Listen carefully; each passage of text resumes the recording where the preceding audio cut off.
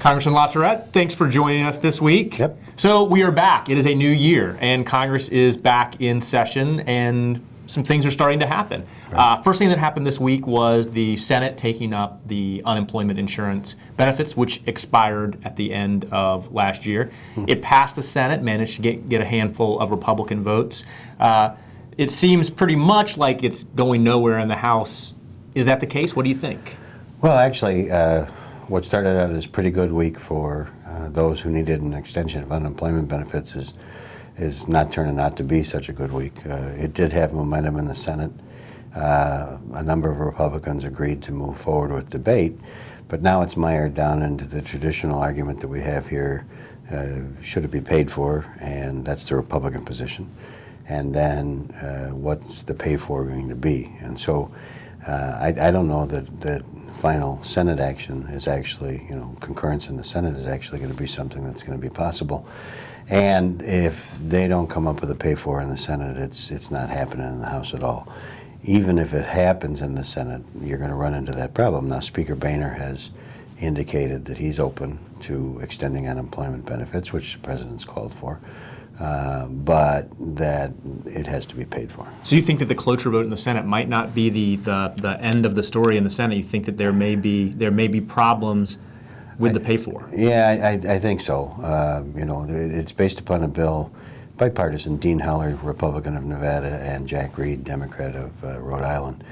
And so that's what gave it the momentum, but it's bogged down now in how we're going to pay for it. And I don't know that either side's going to be able to come up with a pay for that's going to be acceptable to the other. The Democrats are going to say, well, we should pay for it by taxing rich people some more, and the Republicans are going to say that we should pay for it by removing more social safety net spending. And to be determined. Well, another issue that we talked a lot about last year was immigration, and we had gotten to the point where it looked like maybe immigration was dead. We had seen a bill pass in the Senate, and things kind of ground to a halt in the House, and now there seems that there has been kind of renewed optimism, somewhat tempered, but a little bit of a renewed optimism, and it sounds like Speaker Boehner is going to be unveiling some reform proposals, some kind of basic, points. What are your thoughts? Do you think we're going to get a chance to get this? Maybe. Don't hedge on it. No. Speaker Boehner has done a couple of things. He's brought in a staffer who has raised the hackles of some conservatives because he's known for wanting to work towards an immigration piece of legislation. It's also been reported that next week, as early as next week, the Speaker will unveil some principles, not necessarily legislative ideas, but principles that he could get behind in an immigration legislative vehicle.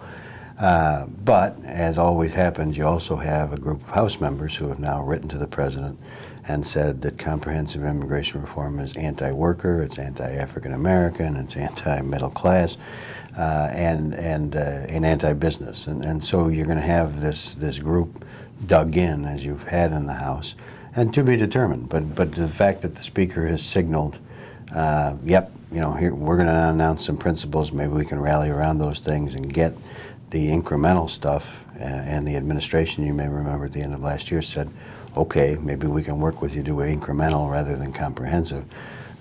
It's like when you go camping and you start a fire and the wind's blowing and you got to hold your hands around it to keep the flame going. That's about where we are. That's where we are. Well, it seems like more broadly that Speaker Boehner has been more willing to kind of push the envelope. I think further than a lot of folks who have been, Hill watchers have expected. Do you expect to see more of that from him?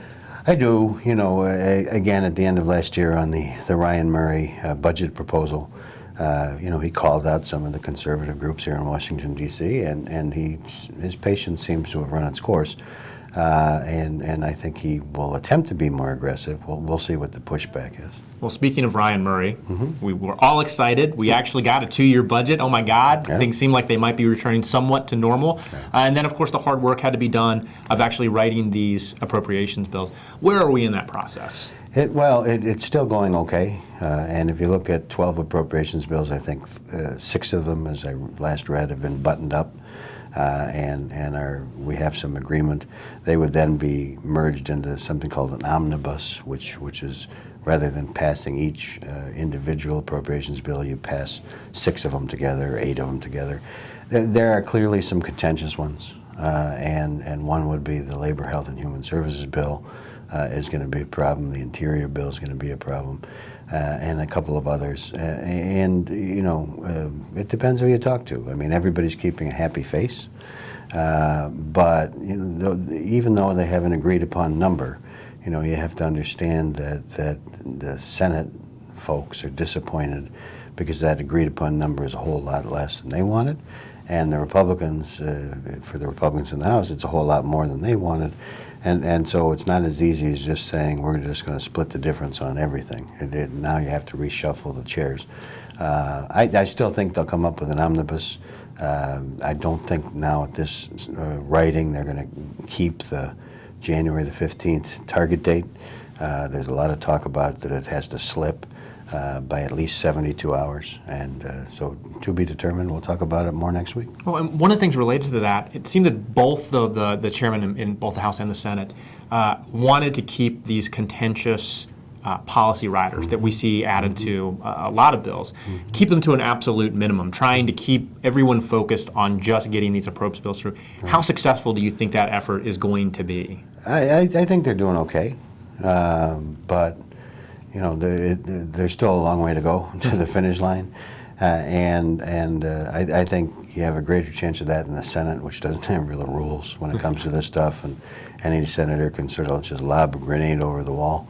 But they've done a nice job, and again, they've linked arms to this moment in time. They are continuing to say that we're going to get this done, and so, but again, to be determined. Beautiful moment of bipartisanship. Yes, almost. And finally, the last thing I want to bring up with you, we have a new chair of the Federal Reserve, actually our first chairwoman of the Federal Reserve. Right.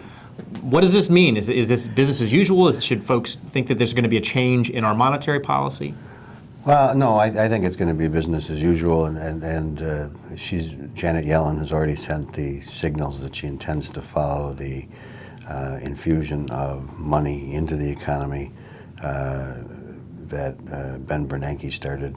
However, having said that, the minutes of the last meeting, and she wasn't the chair yet because she was just confirmed, but the minutes of the last meeting of the Fed have just been released, and it indicates that they now think, as they look at 48,000 jobs being created last month in manufacturing and a bunch in other than service sector, that the economy may be moving in the right direction, and there's not that need to pump $85 billion a month into the economy. And so far, the stock market hasn't reacted wildly, but I think anybody that's looking, at least in the short run, for some wild change in Federal Reserve policy as a result of Chairwoman Yellen being confirmed by the Senate, probably not.